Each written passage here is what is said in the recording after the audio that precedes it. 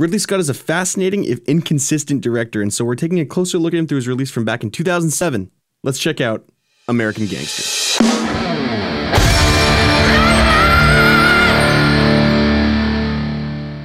I have such a love-hate relationship with Ridley Scott. I mean, look at these. Now look at these. He's got such an oddly even balance of movies. Some don't attract all that much attention. Some really weren't so good. And then some were genuinely groundbreaking, incredible, and had an irreversibly positive impact on the movie-making world. I mean, Alien, Gladiator, Blade Runner?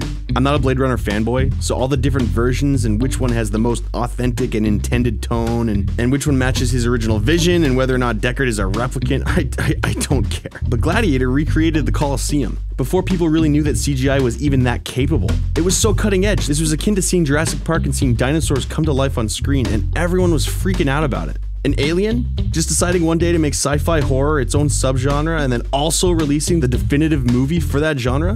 The dude has covered some ground. Then there's the good stuff that didn't necessarily change the world but showed he had chops. Stuff like Matchstick Men, Kingdom of Heaven, the director's cut, Black Hawk Down, the first 15 minutes of Prometheus. Michael Fassbender can act with just his forehead, man. And then you get the not so great stuff, and there was a lot of it. After American Gangster in particular, he went through what I call the Ridley Scott dark days.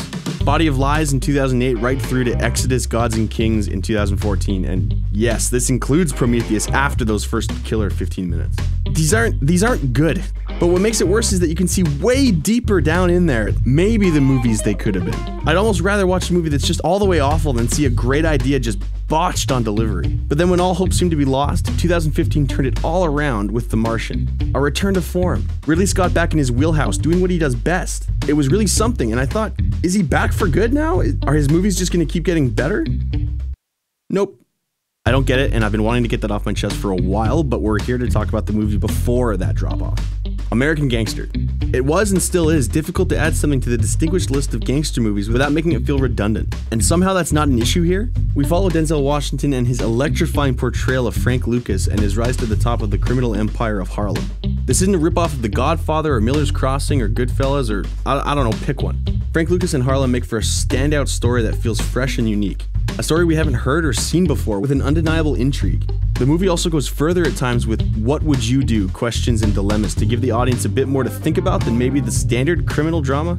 Finding a way to put your audience in the movie is always an effective idea, and it can be tricky, but American Gangster creates a recurring theme around this idea that I really appreciate. It's also got one of my favorite showdown scenes.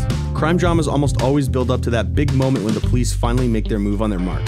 And this scene is just awesome. Anyone remember the scene with the basketball bouncing down the hallway? The tension, the excitement, the way you don't exactly know what's happening or how it's gonna go down, just like the characters don't?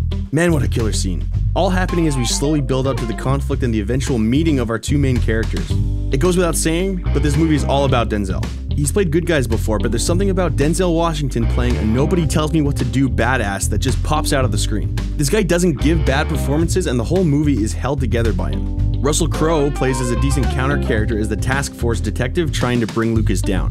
But I think I would have preferred it if Crowe had been given a comparable level of depth. Frank Lucas, understandably, is the focal point of nearly every scene, and though his performance is incredible, it stands out so much that it almost sheds light on how everything else isn't quite at his level. We see his rise, his care for his family, the standard he insists upon from his business, his interaction with competition, threats, allies, the way he consolidates power, and the change his family sees in him. There's a lot there, and he gets rounded out in a big way.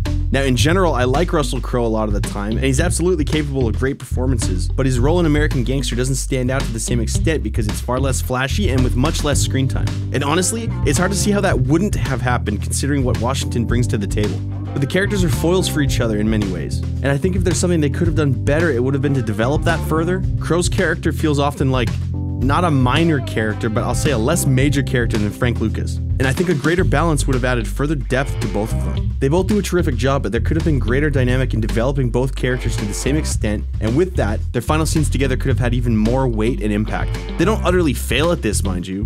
Not by any means. These elements are all there, I just feel like even more uncommonly impressive heights could have been reached if we had two equally fleshed out characters that slowly develop as they near closer and closer to each other. That final moment is, oh wow, he's in the room with Lucas, instead of, oh wow, these two titans are finally face to face. Does that make sense? No? I don't know, I'm not always good at explaining myself. It's good, but with that little bit of extra care, maybe it could have been one of the best? Just my thoughts. And with that, I'll happily give this a 3 out of 4. A really satisfying experience that hints at what maybe could have been an even greater one.